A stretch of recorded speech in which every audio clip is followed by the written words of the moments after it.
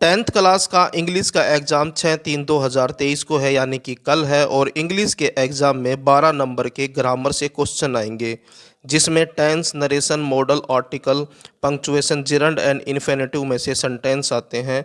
मैं आपकी इन सभी टॉपिकों की एक एक करके तैयारी करवाऊंगा और उन सेंटेंसेस की तैयारी करवाऊंगा जो हरियाणा बोर्ड के क्वेश्चन पेपर में पूछे जा चुके हैं। क्योंकि यही क्वेश्चन, अगर आप पिछले कुछ सालों के क्वेश्चन पेपर में से जितने भी सेंटेंस आए हैं अगर उनकी तैयारी कर लेते हो तो मोस्ट ऑफ द टाइम जो है उन्हीं में से ही क्वेश्चन रिपीट हो जाते हैं। और मोस्ट इम्पोर्टेंट क्वेश्चन जो हैं वो करवाऊंगा जो एग्ज़ाम में पूछे जा सकते हैं। सबसे पहले मैं आपको टेंस की तैयारी करवाऊंगा, फिर उसके बाद नरेशन की, यानी कि एक एक करके सभी टॉपिक्स की। जो आपका इंग्लिश का पेपर आएगा उसमें जो फोर्थ क्वेश्चन आएगा, फोर्थ क्वेश्चन में जो है ग्रामर के क्वेश्चन आते हैं। पहला क्वेश्चन आपका अनसीन पैसेज का, दूसरे के अंदर एप्लीकेशन और लेटर, तीसरे में स्टोरी आएंगी, पैराग्राफ आएगा, एडवर्टाइजमेंट वगैरह आती हैं, और चौथे क्वेश्चन में जो है ग्रामर आती है। और ग्रामर में जो पहला आता है वो टेंस से संबंधित आता है। Use the correct form of the verb given in the brackets. पहला सेंटेंस देखें। इन सेंटेंसों को देखने के बाद ही आपको पता लग जाएगा कि ये कितने इम्पोर्टेंट है, और आपने पढ़े भी होंगे और पता लग जाएगा कि ये एग्ज़ाम में पहले भी पूछे जा चुके हैं और इनके दोबारा रिपीट होने के चांसेस ज़्यादा हैं। I wonder if I dash get ticket in advance. Sentence को पढ़ें और उसको समझने की कोशिश करें। एक तो यहाँ पर वर्ड लिखा हुआ है एडवांस और दूसरा लिखा हुआ इफ़, कंडीशनल वर्ड है ये। तो इस तरह का जो सेंटेंस होगा वो हमेशा होता है फ्यूचर का। तो यहाँ पर आएगा सेल गेट।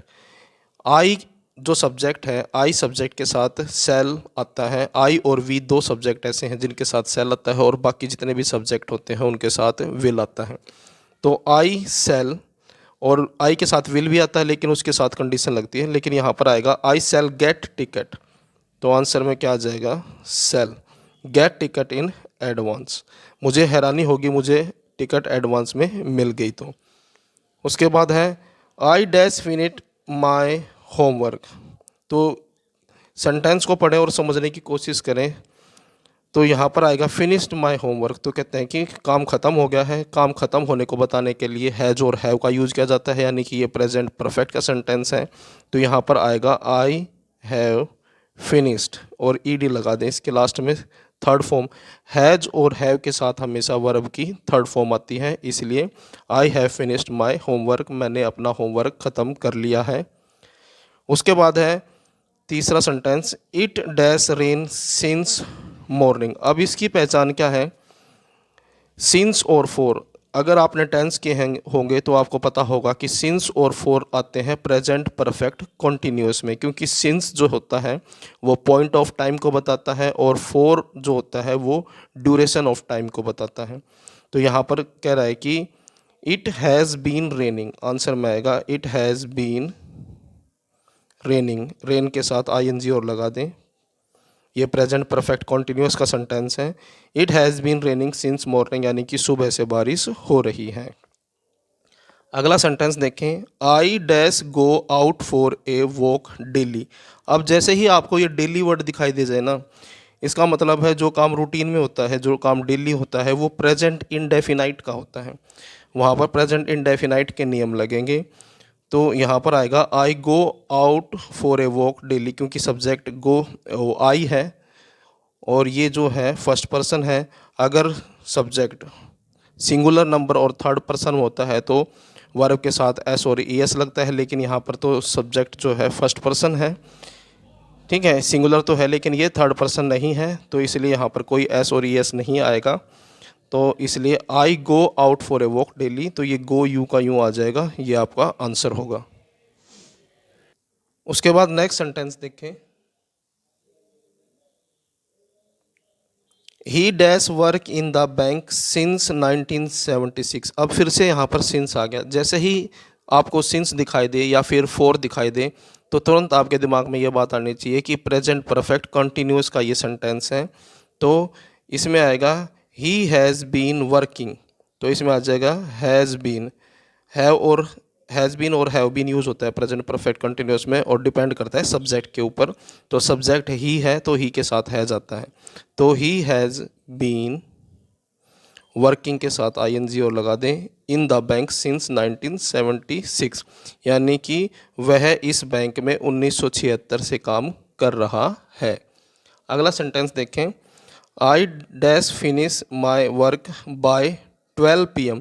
अब तुम्हें ये दिखाई देना बाय 12 PM, इसका मतलब होता है 12 बजे तक काम ख़त्म कर दूंगा, यानी कि 12 बजे तक काम ख़त्म कर दूंगा, तो ये फ्यूचर का सेंटेंस है।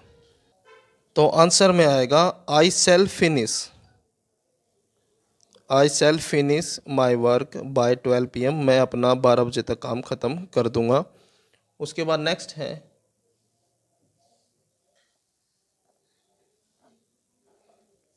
She dash write a book on English nowadays. Nowadays यानी कि इसका मतलब होता है इन दिनों, तो इसका मतलब है कि कोई काम इन दिनों चल रहा है, तो इसका मतलब है वो प्रेजेंट कंटिन्यूअस का है, क्योंकि कोई काम जो है अभी इन दिनों किया जा रहा है, चल रहा है। तो सी इज़ राइटिंग, तो सी के साथ इज आ जाएगा प्रेजेंट कंटिन्यूअस में, और राइट की जगह हो जाएगा writing a book on English nowadays, यानी कि वो इन दिनों इंग्लिश पर किताब लिख रही है। नेक्स्ट सेंटेंस देखें, शुगर डैश कोस्ट 30 रुपीज़ ए किलो। 30 रुपये कहते हैं कि शुगर जो है 30 रुपये किलो आती है, तो यहाँ पर कोस्ट एस और आ जाएगा, 30 रुपये किलो एस लग जाएगा, ये आपका आंसर हो जाएगा। अगला सेंटेंस देखें,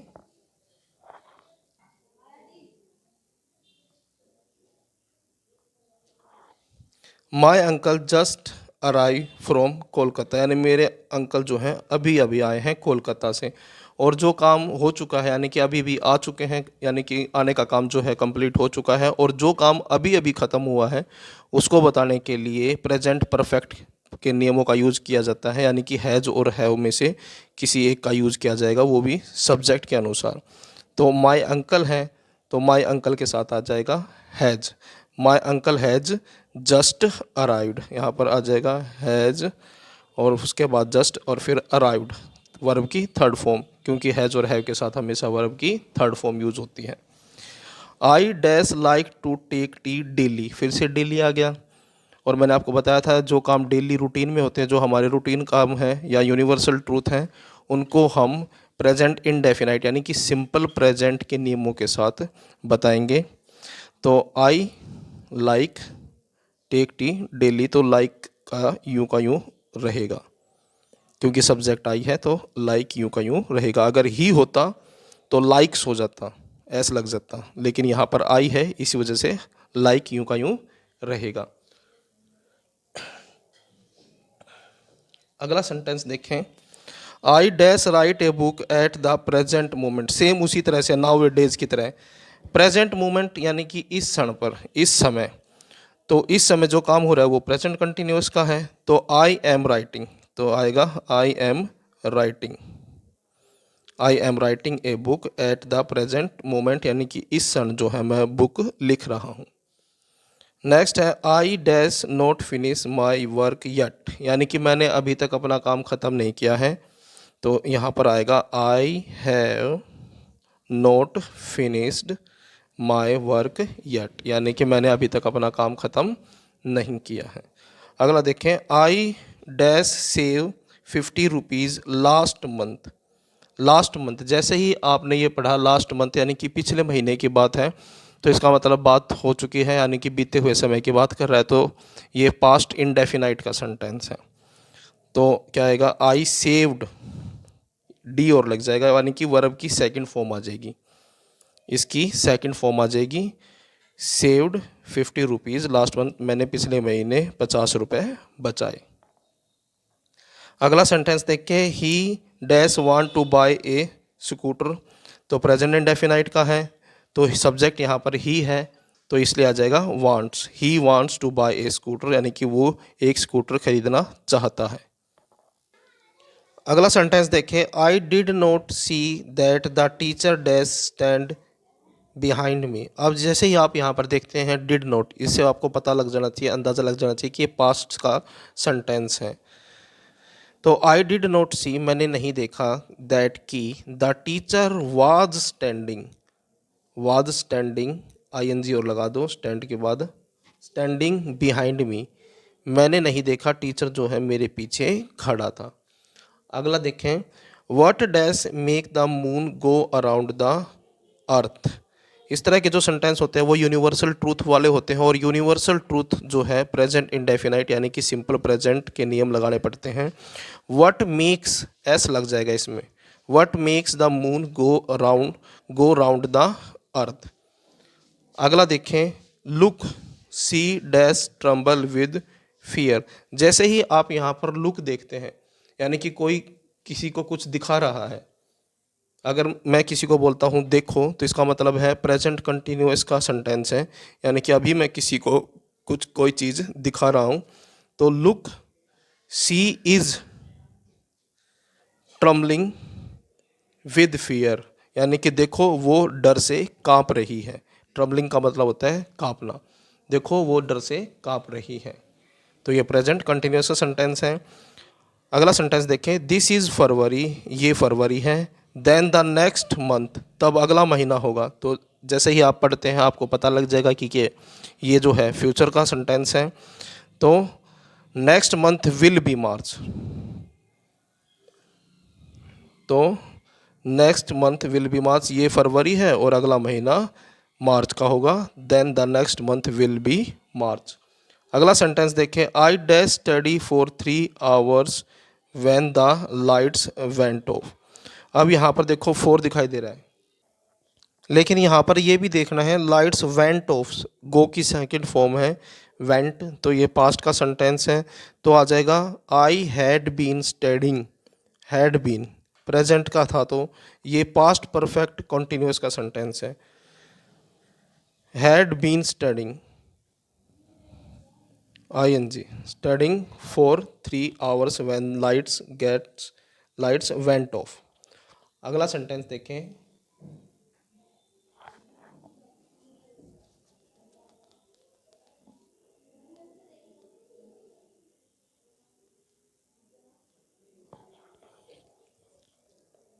I shall not go to this house unless he dash me। तो आंसर में आएगा इनवाइट्स मी, एस और लगा दें यहाँ पर, इनवाइट्स मी। कहता है कि मैं उसके घर तब तक नहीं जाऊँगा जब तक वो मुझे इनवाइट नहीं करेगा। The police dash catch the thief last night. अब जैसे ही आपने लास्ट नाइट देखा, पहले भी आया था सेंटेंस जिसमें लास्ट नाइट था, तो जैसे ही लास्ट नाइट दिखाई दे तो past indefinite. The police caught second form आ जाएगी, COUGHT, कोर्ट सेकंड फॉर्म आ जाएगी। थीफ लास्ट नाइट यानी कि पिछली रात पुलिस ने चोर को पकड़ा। अगला है, my servant dash leave me 2 weeks एगो। तो जिस तरह से यहाँ पर लास्ट नाइट था उसी तरह से है वीक एगो, ये भी पास्ट को बताता है। तो आ जाएगा सेकंड फॉर्म लीव की, और लीव की सेकंड फॉर्म होती है लेफ्ट, लीव लेफ्ट लेफ्ट। तो my servant left me 2 weeks एगो, यानी कि 2 हफ्ते पहले मेरा जो नौकर था मुझे छोड़कर चला गया। Bad students never work hard, ये वर्क यूं का यूं आ जाएगा। क्यों आएगा? क्योंकि यहाँ पर जो स्टूडेंट्स हैं वो एक से ज़्यादा हैं। अगर एक स्टूडेंट होता तो वर्क्स आ जाता, लेकिन यहाँ पर स्टूडेंट्स यानी कि ज़्यादा हैं तो सिर्फ वर्क आएगा। यहाँ पर इस चीज़ का ध्यान रखना, अगर एक स्टूडेंट है ये एस नहीं होता तो यहाँ पर वर्क्स आता, लेकिन यहाँ पर स्टूडेंट ज़्यादा हैं तो इसलिए यहाँ पर सिर्फ वर्क आया है। अगला सेंटेंस देखें, he thanked me for what I had done, यानी कि थैंक्ड आपने देखा होगा ये वर्ब की सेकंड फॉर्म है, पास्ट का सेंटेंस है, तो यहाँ पर आ जाएगा had done. Do did done third form do की, क्योंकि हैज़ हैव और हैड इन तीनों के साथ हमेशा वर्ब की थर्ड फॉर्म यूज होती है। अगला देखें, we dash wait for the school bus at the moment, at the moment यानी कि इस क्षण, यानी कि जो काम इस समय हो रहा है तो वो काम जो है प्रेजेंट कंटिन्यूस का होगा। तो वी आर वेटिंग, वी के साथ आर आता है प्रेजेंट कंटिन्यूस में, और वेट के साथ आईएनजी और लग जाएगी, यानी कि वर्ब के साथ आईएनजी और लगा देना। We are waiting for the school bus at the moment, यानी कि इस समय हम स्कूल की बस का इंतज़ार कर रहे हैं। अगला सेंटेंस देखें, we dash go for a walk after the rain had stopped. अब यहाँ पर देखें बिफोर और आफ्टर वाले सेंटेंस ये आते हैं पास्ट परफेक्ट के अंदर, जहाँ पर दो काम एक साथ हो रहे हों और वहाँ पर हमें ये चीज़ नोटिस करनी होती है कि कौन सा काम पहले नंबर पे हुआ है और कौन सा काम दूसरे नंबर पे हुआ है। जो काम पहले नंबर पे होता है उसको हम हैड प्लस वर्ब की थर्ड फॉर्म से बताते हैं, और जो दूसरे नंबर पे काम होता है तो उस काम को हम वर्ब की सेकंड फॉर्म से बताते हैं। यहाँ पर जब आप सेंटेंस पढ़ोगे, we go for a walk after the rain had stop, यानी कि बारिश बंद होने के बाद हम वॉक पर गए, तो पहले यहाँ पर कौन सा काम हुआ, यानी कि पहले बारिश बंद होने का काम हुआ। तो बारिश पहले बंद हुई थी तो इसलिए हेड प्लस थर्ड फॉर्म से इसको बताया है, और दूसरी बच गई, जो काम दूसरे नंबर पे हुआ था उसको हम वर्ब की सेकंड फॉर्म से बताते हैं। तो गो जो है, गो की सेकंड वो वर्ब होगी वेंट, गो वेंट गोन। तो सेकंड फॉर्म यहाँ पर आ जाएगी, we went for a walk, यानी कि हम टहलने के लिए गए, after the rain had stopped, यानी कि बारिश के रुकने के बाद। अगला देखें, अगर एक चीज़ और समझ लीजिए, अगर यहाँ पर आफ्टर की जगह बिफोर लिखा होता तो हेड प्लस थर्ड फॉर्म यहाँ पर आती और सेकंड फॉर्म जो है बाद में आती। तो अगर एग्ज़ाम में ऐसा आ जाए यहाँ पर आफ्टर की बजाय बिफोर लिखा हो तो हेड प्लस थर्ड फॉर्म यहाँ पर आएगी और वर्ब की सेकंड फॉर्म यहाँ पर आएगी। आफ्टर वाला आपके सामने है, आफ्टर वाले में हेड प्लस थर्ड फॉर्म बाद में आती है और सेकंड फॉर्म पहले आती है। अगला देखें, it dash rain when you reach home. मैंने आपको पहले ही बताया था, जब ऐसा सेंटेंस आ जाए जिसमें इफ़ लिखा हो या फिर वैन लगा हो, ये जो है कंडीशनल वर्ड होते हैं। तो जो कंडीशनल वर्ड होते हैं ज़्यादातर जो है फ्यूचर के साथ यूज़ होते हैं। तो यहाँ पर ये जो है फ्यूचर कंटिन्यूस का है, it will be raining, it will be rain, rain लिखा हुआ है ING और लगा दें, व्हेन यू रीच होम, यानी कि जब तुम घर पहुंचोगे तो बारिश हो रही होगी। तो अगला है, irregular work dash not bring success. तो जो इलरेगुलर वर्क होता है, यानी कि जो काम रेगुलरली ना किया जाए, तो कहता है कि ये नेगेटिव का है तो डज नॉट, ये प्रेजेंट इंडेफिनाइट का सेंटेंस है, यानी कि सिंपल प्रेजेंट का। और जब सिंपल प्रेजेंट के अंदर जब हम किसी काम के लिए मना करते हैं तो डू नॉट और या डज नॉट का यूज़ किया जाता है। तो यहाँ पर डज नॉट आएगा, डज नॉट ब्रिंग सक्सेस। अगला है, if I dash have a dictionary of my own I would not bother you. Next sentence देखें, if I dash have a dictionary of my own I would not bother you. यहाँ पर देखें कि have आया हुआ है option में और इफ़ है, लेकिन हर बार इफ़ के साथ ये नहीं है कि फ्यूचर में ही हो, सेंटेंस का जो मीनिंग है उसके ऊपर भी ध्यान दें। If I had a dictionary, कहता है कि अगर मेरे पास डिक्शनरी होती मेरी खुद की, आई वुड नॉट बॉदर यू, तो मैं आपको परेशान नहीं करता।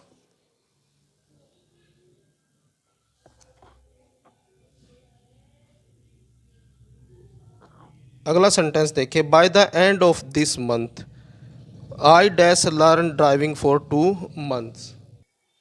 तो ये जो है सेंटेंस फ्यूचर परफेक्ट कॉन्टिन्यूअस का है, तो आई शैल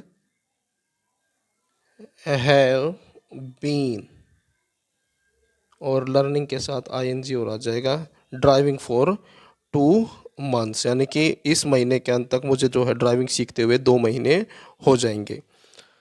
ही always dash find fault with other, तो इसमें आ जाएगा वो हमेशा ऑलवेज, ऑलवेज प्रेजेंट इंडेफिनाइट को बताता है, यानी कि सिंपल प्रेजेंट को। तो इसमें आ जाएगा ही है सब्जेक्ट, तो ऑलवेज फाइंड्स, वह हमेशा दूसरों में गलतियां निकालता है। अगला देखें, I wish I dash work harder, तो had worked, I wish I had worked hard. अगला सेंटेंस देखें, it dash rain heavily for a week and the dam was flooded. तो यहाँ पर ये सेंटेंस है, वाज आ गया तो पास्ट का है, तो इसमें आ जाएगा had been raining, it had been raining, ये पास्ट परफेक्ट कंटिन्यूस का है, यानी कि बारिश हो रही थी बहुत तेज़ फॉर ए वीक, एक सप्ताह से, and the dam was flooded, और जो डैम में जो थी बाढ़ आ गई थी। अगला देखें,